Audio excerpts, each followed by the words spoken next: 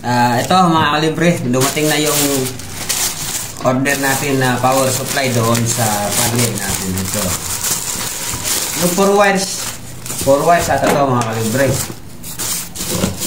Silipin natin. Tingnan muna natin ang 4 wires. Tapos may binili akong tweeter. Yan, ito yung 4 wires natin mga kalibre na in-order para doon sa power lead natin. Yan, ito laman ayos, gagawin na natin ito mamaya yung power lead natin. So, ito mayroon din akong in-order para sa sounds ko. Yan, na natin tweeter to 1000 watts. Ang ganda ng ganda na pagbalot mga kalibre safety talaga Yan.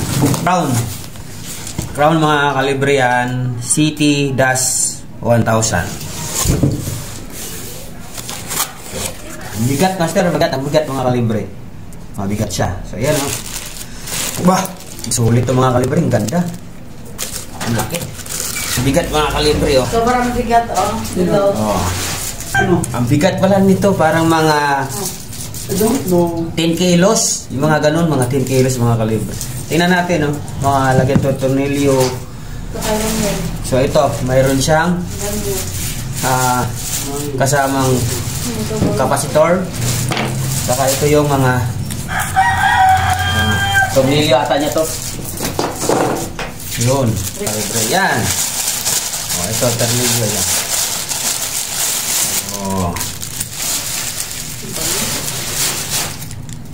Check natin to Yan. T-shirt. Ito, ganun tornilyo, walang washer. Ito, washer. Ito, may mga nut.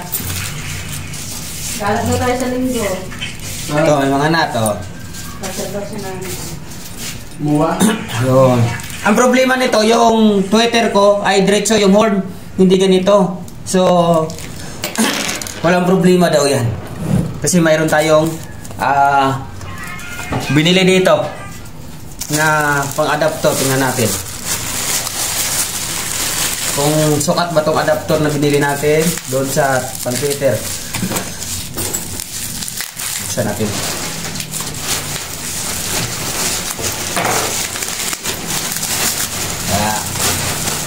So ito, plastic lang ito mga kalibre, pero parang matibay naman siya. Yan ay liit, hindi kasya. Ang liit pala nito hindi kasya. Hindi kasya gamali yung nabili ko. Mali siya. So order na lang din tayo isang malaki nito. So mali paano kayo gawin nito? Kasi laki ng tweeter talaga Naamus ako yun. Abangan nyo ito mga kalibre kasi ipapadala ko to. Tapos papatesting natin. Ang balak kong bibili nito mga ganito 4 na piraso. So ngayon mag-order pa ko ng isa. So 2 lang muna. Mga sunod na buwan dadagdag ako ng 2 ganito. Pero titingnan ko muna to yung adapter kung mayroon akong kasi yung adapter hindi kasya sayang pera nito. So okay lang, nasa 100 plus lang ito. So i-bayad natin to. So ayos mga kalibre, abangan nyo na lang yung pag-testing namin ito.